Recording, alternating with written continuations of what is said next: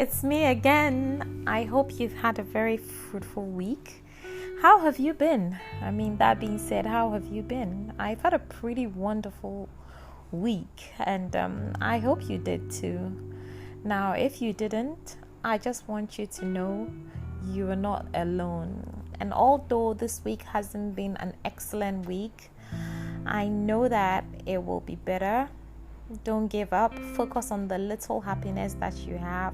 That you're breathing means there's a purpose for your existence. So I just want to encourage you and to let you know that I love you, I care about you. And thank you for once again hitting on the play button to listen to Conversations with Amma. Today, I want to talk about trauma. Trauma is not a subject that we typically deal with as Ghanaians or Africans in general. It's always usually, give it up to God, business as usual, let's pray. But not that prayer is the bad thing. I believe absolutely and implicitly in the power of prayer. But there are some things that sometimes we attribute to generational curses, which I call transgenerational trauma, and that needs to be dealt with. But when we do not deal with it, it reoccurs in family after family and children after children, because that is the reaction that the children, the family, everyone growing up in that environment pick up, and it becomes a psychological response to things that happen around us. So yeah, basically that's just what I want to talk about. So today I want us to understand what trauma is. Many of us know the word, but I'm not sure we have an idea what it means. I didn't, to be honest with you. I used to use it and throw it around. Oh, that's traumatic, but I didn't fully understand the concept of trauma. I didn't fully understand the concept of trauma. I'm not a certified therapist or anything yet. Let me add the yet. But my experiences up until this point and the research that I've done have kind of opened my eyes to what trauma is and the kind of effect it has. So that's why I decided to speak about it today. So we can see that trauma is a deeply distressing or disturbing experience, which can be an event like the loss of a child, or a recurring situation in the case of maybe molestation, abuse, domestic violence. And when I say domestic violence, I don't mean the physical aspect of domestic violence. Usually there's emotional abuse, there's verbal abuse, there's psychological abuse, there's spiritual abuse, there is financial abuse, and there is physical abuse. Physical abuse is the most common one because it is the one that we see, and that when the victim speaks about, they can show the scars. But usually with verbal, spiritual, financial, emotional, and all the other types of abuse, sometimes you cannot see the scar because the abuser is so very well versed in kind of keeping a very charming profile on the outside. So I'm not talking only about physical abuse. So it can also be an overwhelming negative event which causes a lasting or residual impact on the victim's mental and emotional stability. Some very common causes of trauma are rape, domestic violence, like I said, natural disasters, like earthquakes. Yesterday we felt a trauma here in Accra, and we woke up to realize that it was in different parts of the world, and many of us were terrified. I've heard someone saying, I saw a video of a man saying he wasn't going to sleep, he was just going to stand the entire night. That effect, that's trauma. We might laugh about it, we might joke about it, but then something has been triggered in their response. They might not even be able to sleep for a couple of nights because they are anticipating that something else is going to happen. So yes, the death of a loved one, war, witnessing an act of violence, which includes robbery, riots, lynching, and bullying, victims of crime, bullying, kidnapping, even for some kids who witness domestic, abuse at home, whatever form that it may take. They might either recall, because at that young age, it's not as if they do not understand what is going on. They know, they understand, they know it's wrong, except that they do not have the power to stop it. So it's either they recall, they become silent, they don't speak up, or they absorb and eventually show that to whoever they might be with. We'll go into abuse and the causes of it later. I don't want to digress, but yes, now that we have an idea of what trauma is, let's talk about the types of trauma that we have. So we have acute trauma, which usually results from a single incident that happened to someone. Maybe a young girl was raped by someone when they were young, or a boy, or there was an armed robbery in a home, or there's an accident and they witness it. Sometimes, actually most of the time, we'll live with a trauma, except that we just manage it in a way that negates or numbs that feeling, and it becomes at the back of our heads, a psychological reaction which we pull back on when we are faced with a similar kind of pain, as we grow up. And then we have the chronic trauma, which results from prolonged and repeated incidents such as domestic violence, molestation, sexual abuse, human trafficking, and all of those things, Childhood trauma from living in a high conflict home or having to deal with narcissistic parents. That's one aspect that we don't talk about, because usually, in Africa, we're very religious, and there's the verse, honor thy father and thy mother that thy days may be long. And regardless of everything that your parents put you through, honor them. So, and that's not to say don't honor your parents, don't get me wrong, but when your parents or people you love are the cause of abuse, you've got to learn to speak up and to build yourself up in a manner in which the trauma will not affect your choices. Because believe it or not, trauma does have a voice.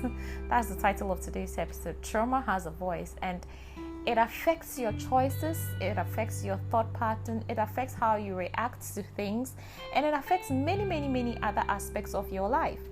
Except that we've been raised to survive, we've been raised to accept, we've been conditioned to believe that it is the norm. We're obliged to take it because it's coming from our parents. We are obliged not to say anything because it's coming from our parents. There are even narcissistic bosses, in the office, who kind of absolutely walk on everyone, and when people are at work, they are walking on eggshells. They are afraid to report back to work because they don't know what's going to happen. That uncertainty causes a lot of trauma in many, many people. And then finally, there's complex trauma. And it is the exposure to varied and multiple traumatic events, often very invasive of personal space, and is very interpersonal in nature. So, for instance, if you live with someone who's abusive, for instance, a husband-wife situation, and the abuse has been ongoing for many, many, many years, you find that it causes a lot of emotional ripples on the person, and then it destabilizes them in so many ways. So it makes it complex. The person, the victim might even, there's this case of people being kidnapped and then, learning to love their abusers. You would think that is so absurd, but, they've adapted to the trauma. And it makes no sense to you because you feel like, well, the person has been harming you so why don't you want to go? There's something called trauma bonds. Trauma bonds are a very, very delicate subject. That's why you find that sometimes a woman will be beaten, will be abused for so long, a child, but they will still go back to the person because they've been conditioned, they accept it, and they see it as a form of love. That's their view of love. So that's why a child who lives in an abusive home will probably be drawn to a man who's also abusive, or they will become abusive themselves, And because they are used to it, they draw on the memory of that childhood and they survive through the process, even though it doesn't make them feel good, even though it doesn't make it, they know there's something wrong. That trauma bond holds them down. The trauma bond holds them down. And we'll deal more with how abuse affects and the trauma and all of those things later. Now, some of the symptoms of trauma are shock, denial, disbelief. That's why sometimes when someone is raped, it takes them so long to speak. And people are like, oh, why didn't you speak up so long? No. The shock of it, that they deny it, it can't happen to me. It's not possible. No, I can't believe this guy raped me. I can't believe this lady raped me. So they keep quiet about it. And after years and years and years of processing it, one day something triggers it and they snap. That's the effect. Trauma. Your answer. Trauma. And so sometimes there's confusion, there's anger, there's irritability, there are mood swings, fear, guilt, shame, withdrawing from others. And the funny thing, sometimes all these things can come up at one point, and other times too, they affect you in different ways and manners. So sometimes if you have a friend who you haven't heard from in a while, they might be going through something, and they need your support. If you realize that they are withdrawing from you, you should probe sometimes. If you probe and there's nothing forthcoming, just observe them. If they come to you with an issue, never say, well, when I was asking you, you didn't tell me, so now that's the thing as well, why you come to tell me. No, there is an answer for that trauma. They might even not know how to express it to you. So when they are learning to find their voice and they come to you, never ask them, why did it take you so long? No, wrong approach. It won't work. Never ask them that. Listen. Even if you don't understand, listen. As I speak to you now, I hope you're picking up some things. But even if you don't understand, listen. Encourage. Love on them. Check on them. And help them through the situation. But don't question why it took them so long to speak up. It won't help their healing process. And then there's exhaustion, sadness, confusion, and dissociation. Because, sometimes you think you're so strong and you can't believe that this is happening to you. You can't believe that the same situation that you were trying to run away from, you're right bum in the middle of it. And you're like, how on earth did I get here? That's because you didn't deal with the trauma. You were using your own strength, but at the back of your mind has been conditioned to accept it. So the boundaries push and push and push and push and push until you are right back in the trauma that you were running from. On your health, according to Harvard Health publication, trauma has an effect on your health. So if you've been, in high conflict situations, you might have a high risk of having cardiovascular or other neurological and physiological symptoms. So I could go on and on and on about how that affects us mentally, emotionally, physiologically, and spiritually, But this is just for you to have a bit of idea and understand and be supportive. And if you are the one having to deal with trauma, I want you to know that you're not alone. And there are many ways to fix this. I personally have dealt with anxiety. I've dealt with depression.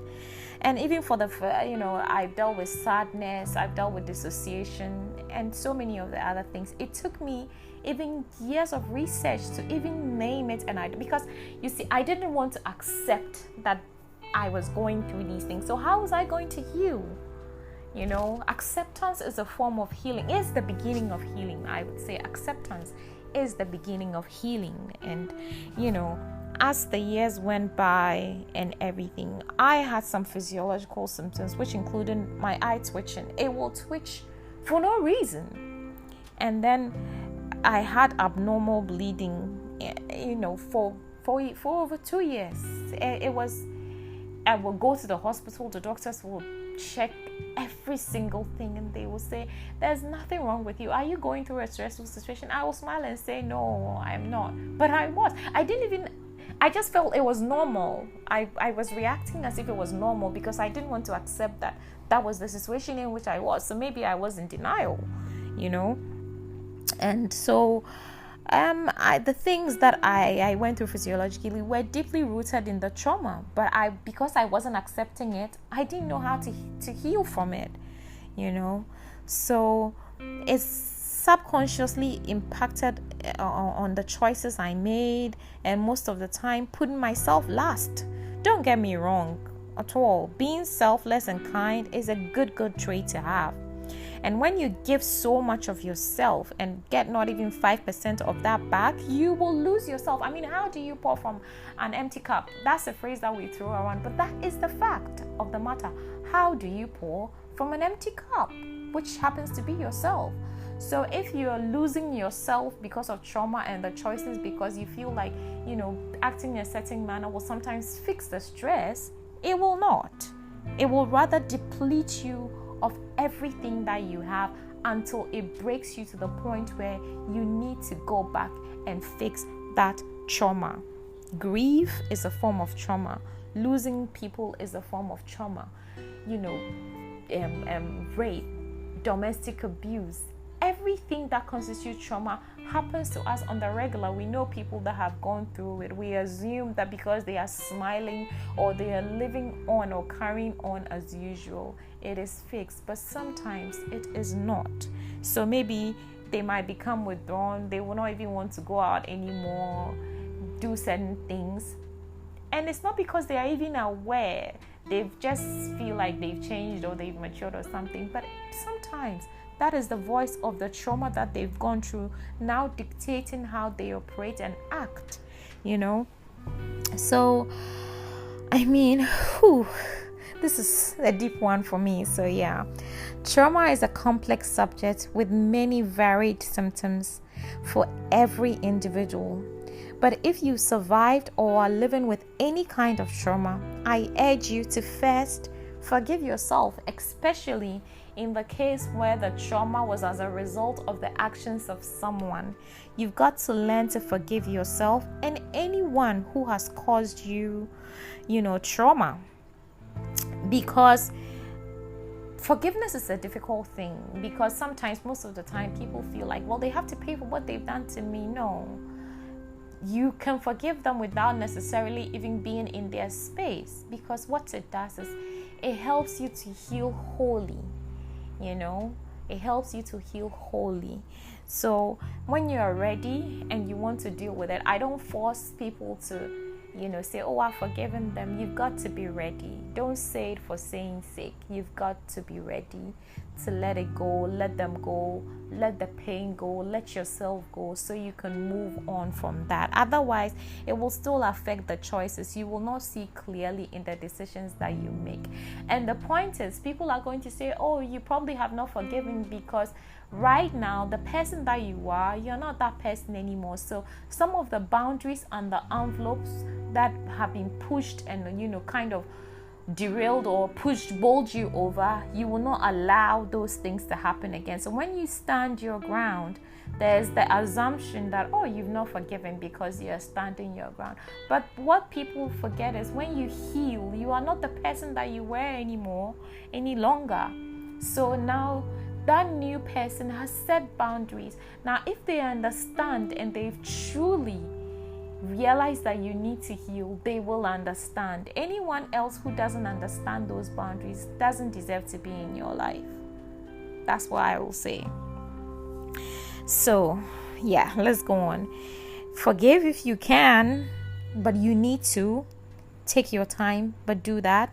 Seek help from a trauma-informed therapist. The best gift I have given myself through every experience that has shaped me in any way, shape, or form into my choices and everything that has happened to me has been the gift of therapy to myself. It was an eye-opener. I didn't even think that it will open me up in that way. It was surprising, it was shocking, but I was elated because it helped me to heal. And it turned the pain into a purpose. I didn't want to be speaking from a place of pain. I wanted to speak from a place of healing and purpose and growth and personal development for myself. Those were my ambitions and my targets. Those were things that I spoke to myself about over and over and over and over again. So trust me when I say therapy is key. And it doesn't fix anything, but it is the beginning of your healing. Because I say that healing is not an event, but it is a process. And the first step to healing is to acknowledge your trauma, understand your role, because sometimes you do have a role based on the choices and that you make, also from the voice of the trauma that you've experienced. Sometimes we want to blame everything on the person that caused us the trauma. But because of the person that you are, maybe you're a kind heart, you're an empath, so you absorbed, you didn't set boundaries. That's not to say you caused anything, but your role was that by your nature, you absorbed, and it went on and on and on to the point where you couldn't take it anymore. Now that is where the conflict starts. Because now you're pushing back the boundaries, there's high conflict. That's why sometimes in abusive situations, the abuse gets worse over the years, because now you can't take it anymore. So you're pushing back the boundaries, but the boundaries have been pushed so far back that now the abuser feels like, well, you've dealt with it. You've got to be able to deal with it, So yes, forgive yourself and purpose to heal. Gradually learn to take control of your voice or power back, from your perpetrator or the situation which has caused you the trauma, and begin a lifelong journey to healing. And allow your voice to direct your path now. The new voice that you are carving out for yourself, allow it to direct your path instead of allowing the trauma that you've dealt with to still be the voice that directs the choices and the paths that you take. I'm not a certified psychotherapist yet, but if you need to talk, I am here. I am always here to listen. It could be anything, an experience that you've boxed away, an experience that recently happened, an ongoing experience. It could be anything. I guarantee you a listening ear. There are so many forms of trauma, from parents, from abusers, from the office, from spouses, both male and female. There are equally men who have lost their voice in their homes. And so I'm always here to listen to you. And I want to say thank you once again for tuning in. This has been Conversations with Ama. Thank you for sticking with me. I love you and see you on the next episode. Take care of yourself, and remember, trauma has a voice.